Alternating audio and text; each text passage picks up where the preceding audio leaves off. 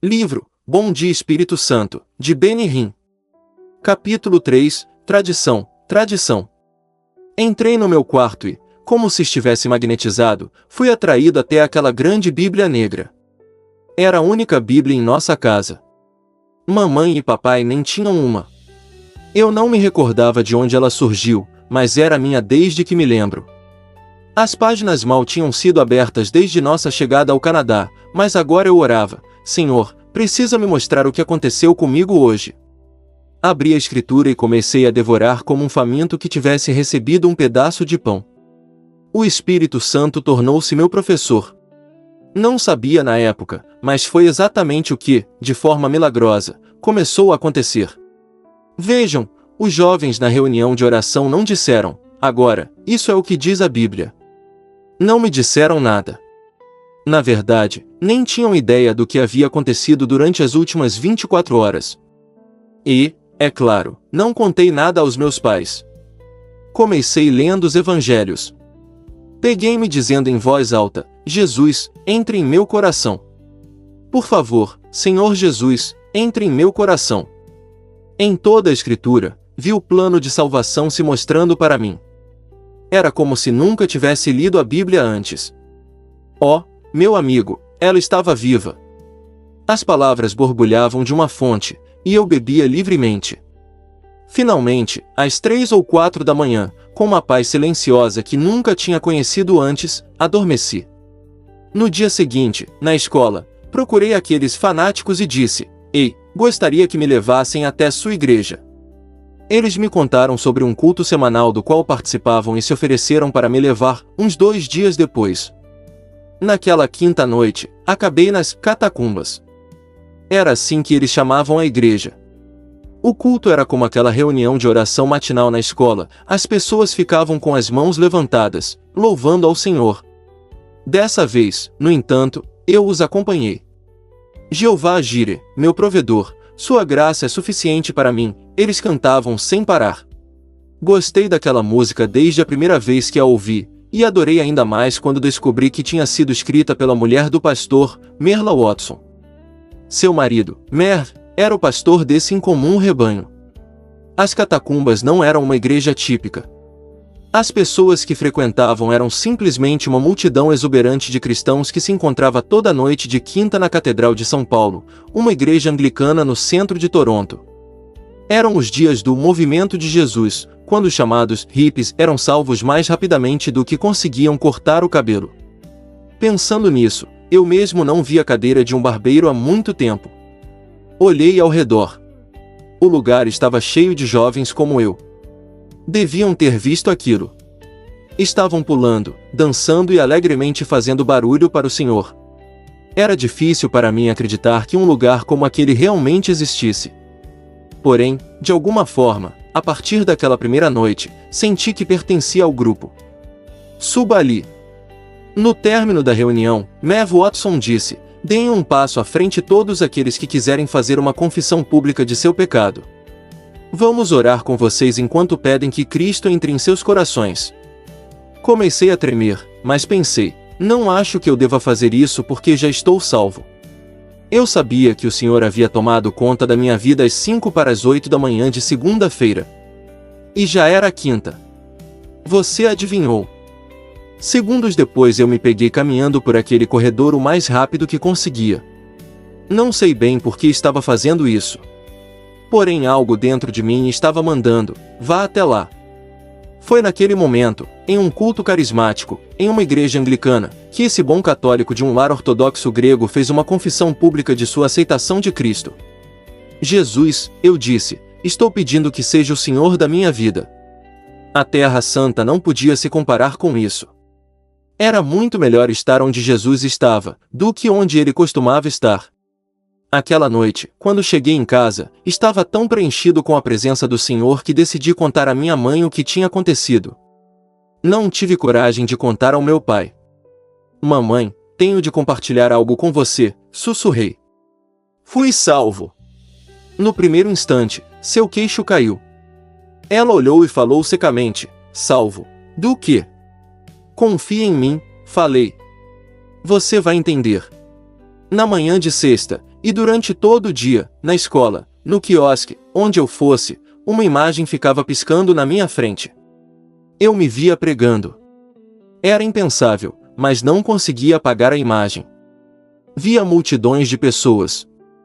E lá estava eu, vestindo terno, meu cabelo aparado e arrumado, pregando vigorosamente.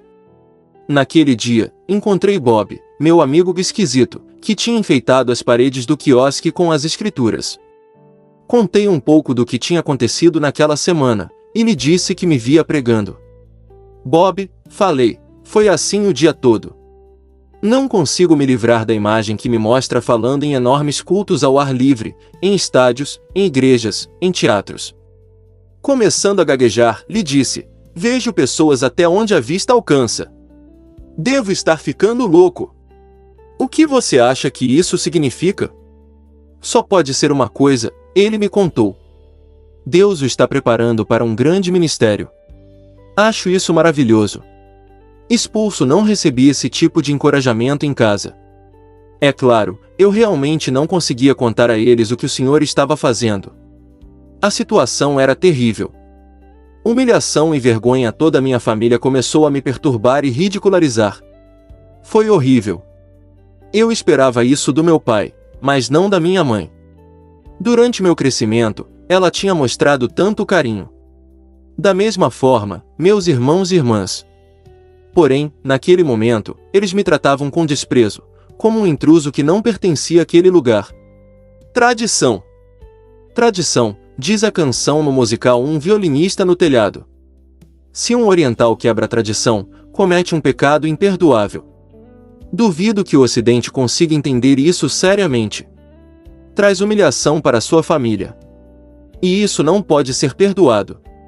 A família me disse, Benny, você está arruinando o nome da nossa família. Eles imploraram para que eu não desonrasse a reputação deles. Meu pai tinha sido prefeito, e ele me lembrava disso. O nome da família estava em jogo. Por favor, entendam-me quando digo isso, mas os ortodoxos gregos e as pessoas de outras altas ordens da Igreja Oriental são, talvez, os mais difíceis para se aproximarem de um cristianismo pessoal. Quando me tornei um cristão renascido, foi algo vergonhoso para eles. Por quê? Porque acreditam que são os verdadeiros cristãos. E possuem a documentação histórica para provar. São cristãos há mais tempo que quaisquer outros. Mas aqui está o problema, e eu cresci com ele. Sua fé é grande em forma, ritual e dogma, mas pequena em unção de Deus. Falta o poder. E, como resultado, eles praticamente não possuem nenhuma compreensão do que significa ouvir ao Senhor ou ser guiado pelo Espírito.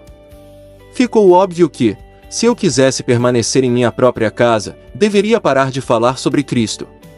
No entanto, nada poderia apagar o fogo da minha nova fé. Eu era como uma brasa ardente que nunca parava de queimar. De manhã cedo, minha grande Bíblia estava aberta. O Espírito Santo continuava a revelar a palavra. Porém, isso não era suficiente. Cada noite que eu conseguia fugir de casa, ia para um culto na igreja, para o grupo de jovens ou para a reunião de oração. E nas noites de quinta-feira, estava de volta às catacumbas. Mencionei Jesus em nossa casa. Meu pai veio até mim e me deu um tapa na cara. Senti a dor.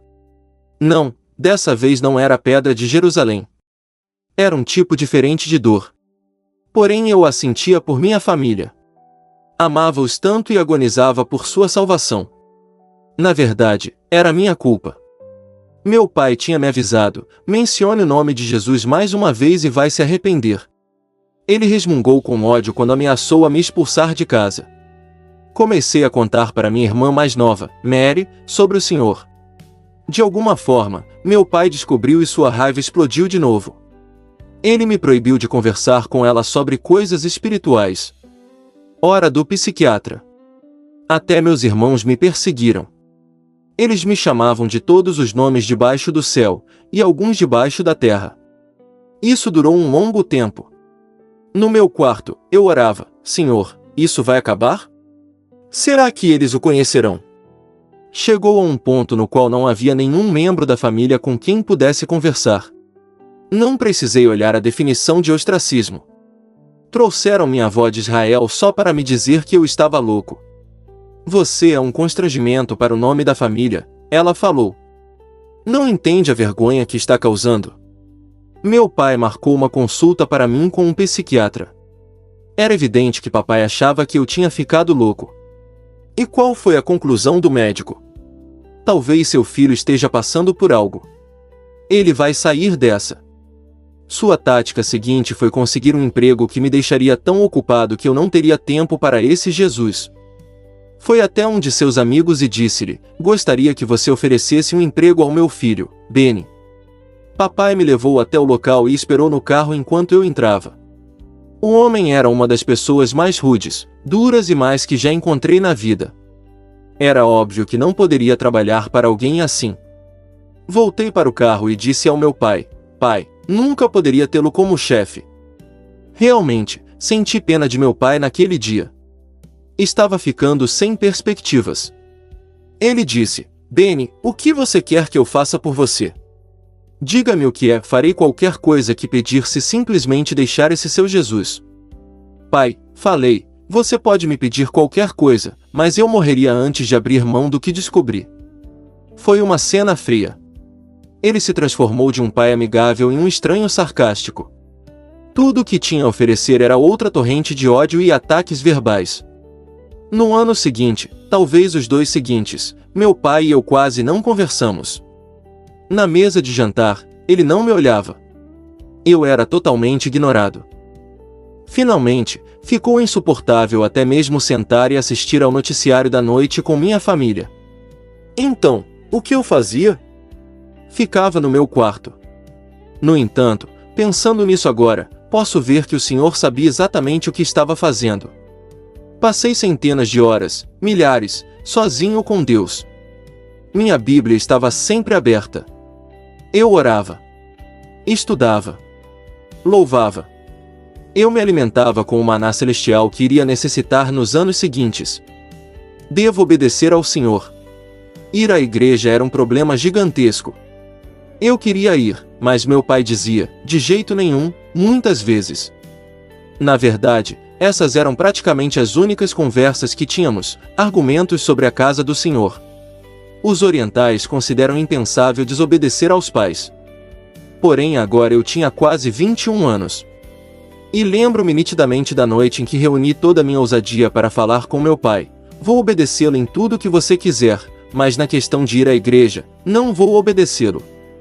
Devo obedecer ao Senhor. Ele ficou espantado. Parecia que alguém tinha dado um tiro nele. E parecia ficar ainda mais bravo. Por respeito, fazia o melhor para ser obediente. Perguntava a ele: posso ir à reunião hoje à noite? Ele dizia não, e eu ia para o meu quarto e orava: por favor, Senhor, por favor, mude sua cabeça. Depois descia e pedia novamente: posso ir? Não, ele grunhia. E eu voltava. Pouco a pouco, ele começou a desistir. Sabia que estava perdendo a batalha. As catacumbas alugaram outro prédio para cultos no domingo, e eu sempre ia para lá. Os estudos da Bíblia eram na terça e na sexta, e havia uma reunião de jovens no sábado à noite. Essas reuniões tornaram-se minha vida. Nos 2 anos seguintes à minha conversão, meu crescimento espiritual foi como um foguete entrando em órbita. No final de 1973, Herve e Merla Watson me convidaram para juntar-me a eles no púlpito para ajudar a louvar e cantar. Porém eu não conseguia falar em público. Jim Poitier, o pastor metodista livre, tinha me visto ali. E, um dia, ele parou no quiosque do shopping center apenas para conversar sobre as coisas do Senhor. Foi quando me convidou para ir com ele até a reunião de Cullman, em Pittsburgh. Meu encontro pessoal com o Espírito Santo depois daquela reunião foi incrível, mas demorei alguns dias para perceber as dimensões da revelação de Deus para mim. Nessa mesma época, mudei de emprego. Aceitei um trabalho como arquivista em um conselho escolar católico, em Toronto. Tenho certeza de que eles se preocupavam comigo de vez em quando. Eu tinha um sorriso no rosto só de pensar no que Deus estava fazendo em minha vida. No minuto em que meu trabalho terminava, eu ia para casa, corria para meu quarto e começava a conversar com ele. Espírito Santo, estou tão feliz por estar aqui de volta, sozinho com você. Sim, ele estava sempre comigo, mas meu quarto tornou-se um lugar muito especial e sagrado. Às vezes, quando não estava trabalhando, ficava em casa o dia todo, apenas tendo uma comunhão pessoal com ele. O que eu estava fazendo? Estava criando uma comunhão. Comunhão com o Espírito. E quando não estava trabalhando, ou em meu quarto, tentava ir à igreja. No entanto, não contei a ninguém o que estava acontecendo comigo. Quando eu saía de casa pela manhã, ele saía comigo. Eu realmente sentia alguém ao meu lado. No ônibus, sentia a necessidade de começar a conversar com ele, mas não queria que as pessoas achassem que eu estava louco. Mesmo no trabalho, havia momentos em que sussurrava coisas para ele. No almoço, era minha companhia. Porém, dia após dia, quando chegava em casa, subia correndo as escadas, trancava a porta do meu quarto e dizia: "Agora estamos sozinhos." E minha viagem espiritual continuava. Unção no carro. Preciso explicar que, muitas vezes, não estava consciente de sua presença. Sabia que ele estava comigo, mas fiquei tão acostumado a ele que não sentia a eletricidade daqueles momentos especiais. No entanto, outras pessoas sentiam. Frequentemente, quando meus amigos vinham me ver, começavam a chorar por causa da presença do Espírito Santo. Uma vez Jim Poitier me chamou para dizer: "Quero passar para pegá-lo e levá-lo a uma igreja metodista na qual vou cantar. Você pode cantar comigo, se quiser." Eu não era um cantor de verdade, mas ajudava-o de vez em quando. Naquela tarde, estava novamente envolvido na unção do Espírito de Deus.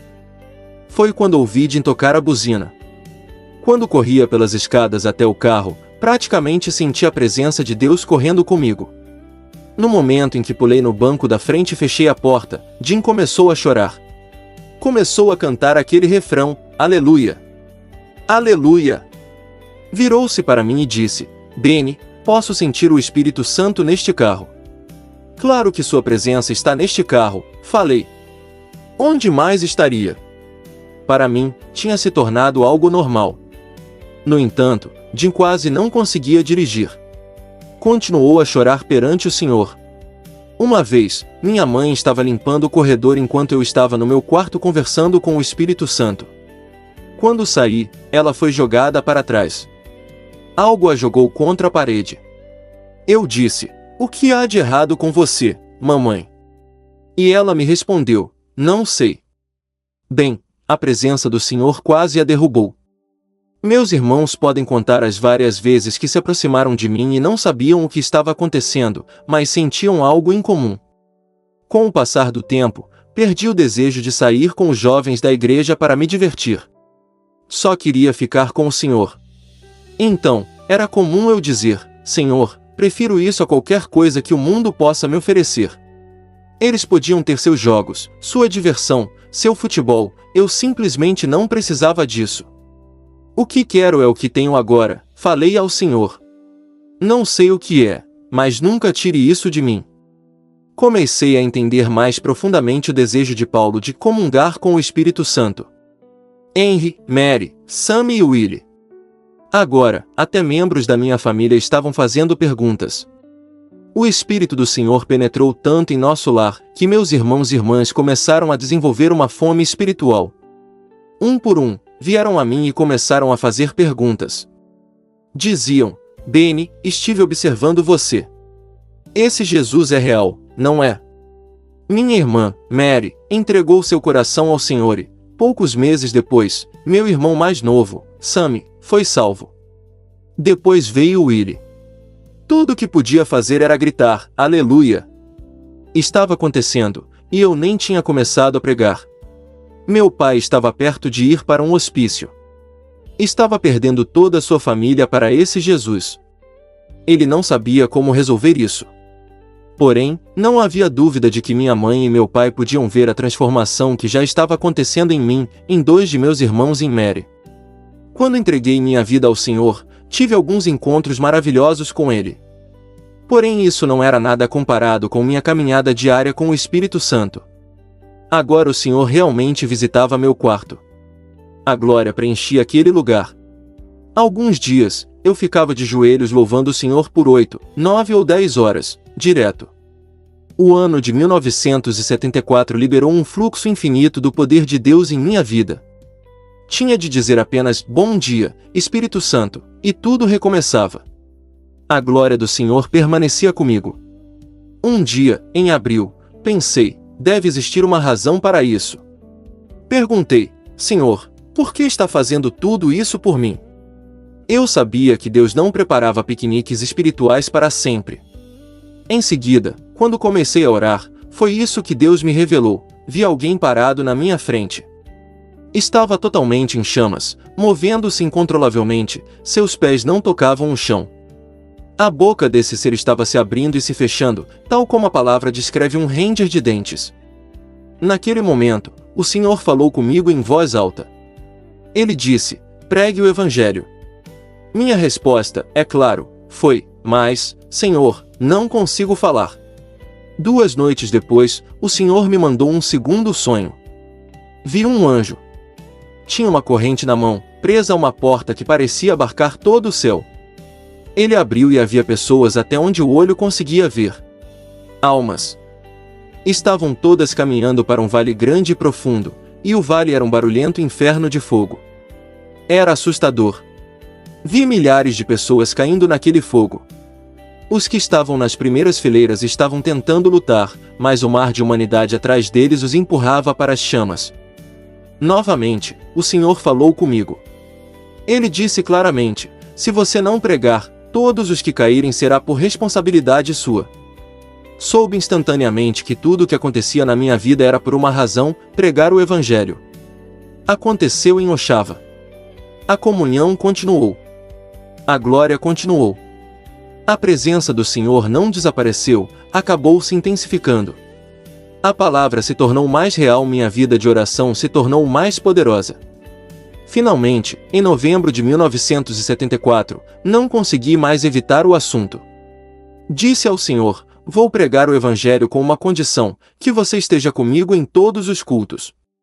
E aí eu lembrei, Senhor, sabe que não consigo falar. Eu estava sempre preocupado com meu problema de fala e com o fato de que ficaria atrapalhado. Era impossível, no entanto, apagar da minha mente a imagem de um homem se queimando e o som do Senhor dizendo, se você não pregar, todos que caírem serão responsabilidade sua. Pensei, preciso começar a pregar. Porém, entregar folhetos não seria bom o suficiente? Então, em uma tarde, na primeira semana de dezembro, estava sentado na casa de Stan Shirley Phillips, em Oxava, a uns 50 quilômetros a leste de Toronto. Posso contar algo? Perguntei. Nunca tinha me sentido tão inclinado a contar toda a história sobre minhas experiências, sonhos e visões. Por quase 3 horas, abri meu coração sobre as coisas que somente o Senhor e eu conhecíamos.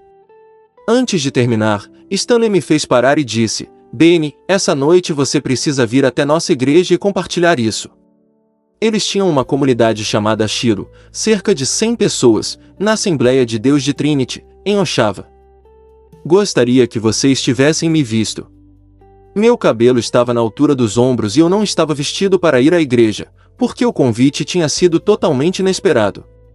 Porém, em 7 de dezembro de 1974, Stan me apresentou à comunidade. Pela primeira vez na minha vida, eu fiquei atrás de um púlpito para pregar. No instante em que abri minha boca, senti algo tocar minha língua e liberá-la. Eu a senti um pouco adormecida, e comecei a proclamar a palavra de Deus com absoluta fluência. E agora vem o mais incrível, Deus não me curou quando estava sentado na plateia. Ele não me curou quando estava caminhando até o púlpito. Ele não me curou quando fiquei parado atrás do púlpito. Deus realizou o milagre quando abri minha boca. Quando minha língua se soltou, eu disse, é isso. A gagueira tinha desaparecido. Toda. E nunca mais voltou. Meus pais não sabiam que eu estava curado porque quase não conversávamos em casa. E, é claro, sempre houve momentos em que eu conseguia falar sem o problema aparecer durante algum tempo, antes de algo me fazer gaguejar novamente. Porém, eu sabia que estava curado. E meu ministério começou a crescer rapidamente. Parecia que a cada dia eu era convidado a uma igreja ou a uma comunidade para pregar.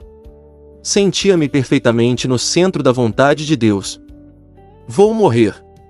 Nos 5 meses seguintes, atuei como pregador, mas meus pais nem tinham ideia.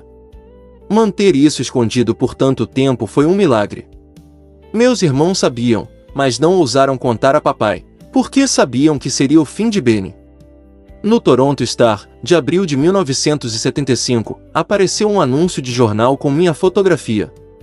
Eu estava pregando em uma pequena igreja pentecostal na região oeste da cidade, e o pastor queria atrair mais visitantes.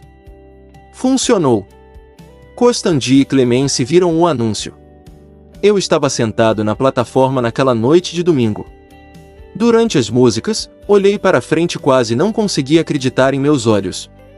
Lá estavam meus pais sendo conduzidos para um lugar, logo em uma das primeiras fileiras à frente da plataforma. Pensei, é isso. Vou morrer. Jim Poitier, meu bom amigo, estava sentado perto de mim. Eu me virei para ele e disse, ore, Jim. Ore. Ele ficou chocado quando lhe contei que minha mãe e meu pai estavam ali. Milhares de pensamentos passaram por minha cabeça, sendo que o mais forte era, Senhor, saberei que estou realmente curado se não gaguejar esta noite. Não consigo me lembrar de outro momento em que fiquei tão nervoso durante um culto, e a ansiedade sempre me fez gaguejar. Quando comecei a pregar, o poder da presença de Deus começou a fluir pelo meu corpo, mas não conseguia olhar na direção de meus pais, nem mesmo uma olhada rápida. Tudo o que sabia era que minha preocupação com a gagueira era desnecessária. Quando Deus me curou, a cura foi permanente. Chegando ao final do culto, comecei a orar para aqueles que precisavam de cura. O poder de Deus encheu aquele lugar. Quando o culto estava terminando, meus pais se levantaram e caminharam até a porta de saída. Depois do culto, disse a Jim, você precisa orar. Percebe que meu destino será decidido nas próximas horas? Talvez precise dormir na sua casa hoje. Aquela noite, dirigi sem rumo por Toronto. Queria esperar pelo menos até as 2 da manhã para chegar em casa. Nessa hora sabia que meus pais estariam na cama. Realmente, não queria ter de enfrentá-los. Porém voltamos a isso mais tarde.